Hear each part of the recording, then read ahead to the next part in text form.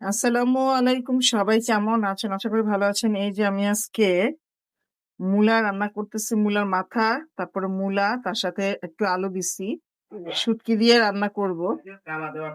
এই যে এই যে দেখেন, আজকে এইজন্য আমি মূলাটাকে পুরা হলুদ দিয়ে লবণ দিয়ে ভেজে নিচ্ছি সবজিটা।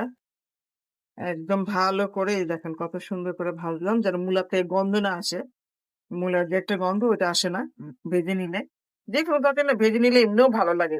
তরকারির অনেক স্বাদ বেড়ে যায় দ্বিগুণ। তো এইজন্য আমি মূলাটাকে ভেজে নিলাম।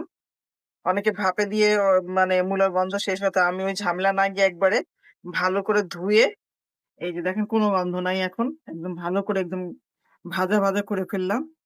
এখন সব মসলা আস্তে, আস্তে দিব। চিংড়ি শুটকি দিয়ে করব আজকে মূলা তরকারিটা। আর আমি এই যে এখানে একটু মূলা শাক দিয়ে দিব হালকা করে।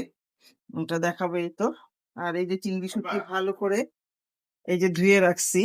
আজকে অনেক শুটকি দিয়ে রান্না করব। এই তো এই যে আমি চিংড়িটা আলাদা করে ভেজে নিছি তেলে। ভেজে এখন আমি যে একটু মূলা শাক দিয়ে দিলাম। দিয়ে এই যে এখনো ভাজতেছি যেন মূলাটা কোনো স্মেল না আসে। এই দেখছেন আসলে তরকারি যত কষাবেন যত ভাজবেন সবজি ততই সুন্দর আসে, কালারটাও সুন্দর আসে। দেখেন সবুজের সাথে হলুদ ভালোই লাগতেছে। তরকারিটা খেতে আমার অনেক ভালো লাগে। তো দুপুরবেলাই খাবো, রাতে খাবো না। এই যে কারা কিভাবে খান অবশ্যই কমেন্টে জানাবেন। তা আমি মূলা সবসময় ভেজে খাই, অনেক ভাজি আর মসলা দিই।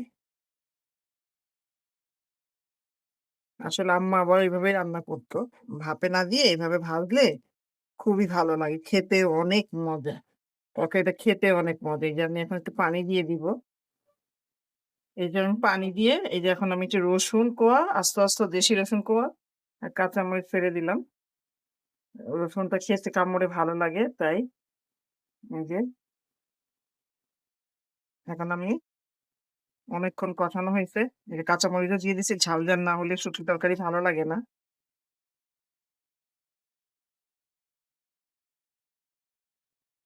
একটু পানি দিয়ে দিবে এখন।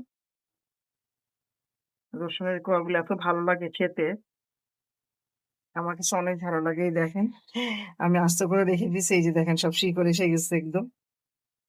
এটারও আসছে, সবগুলারই আসছে দেখেন।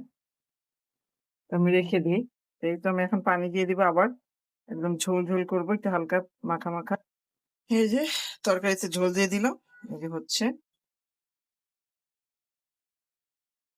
এই তো হয়ে গেল আমার মূলা দিয়ে আলু দিয়ে চিংড়ি শুটকি তরকারি।